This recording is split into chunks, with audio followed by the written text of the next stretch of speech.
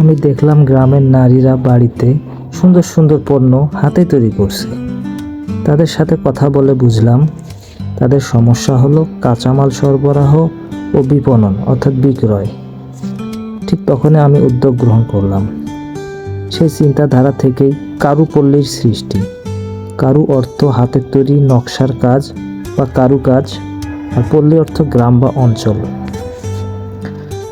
আমি গ্রামের দক্ষ নারী কারিগরদের একত্রিত করে সুন্দর কর্মপরিবেশ সৃষ্টি করে পণ্য উৎপাদন ও সরবরাহ সহ নতুন প্রজন্মে দেশ ও বিদেশব্যাপী পণ্য প্রচারণা শুরু করলাম এবং ভালো সাড়াও পাচ্ছিলাম। বিদেশিরা প্লাস্টিক পছন্দ করে না, তারা প্রকৃতি পাট পণ্য বেশি পছন্দ করে। কোনটা ছেড়ে কোনটা নেবে এরকম। যেসব দেশে বর্তমান চাহিদার আছে Europe country, Japan, German, Switzerland, USA, China.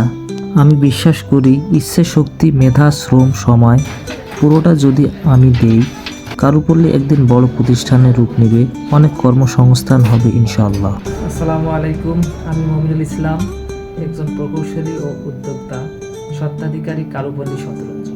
আমার মনে হয়েছিল আমি সেই কাজটিই করব যে কাজটি আমাকে আনন্দ দেয়।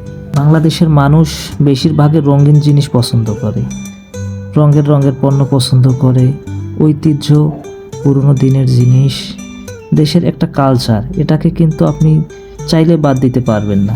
আমাদের উৎপাদিত পণ্যগুলির সাথে জড়িয়ে আছে অনেকগুলি পরিবারের স্বপ্ন, কর্ম, রুটি রুজি।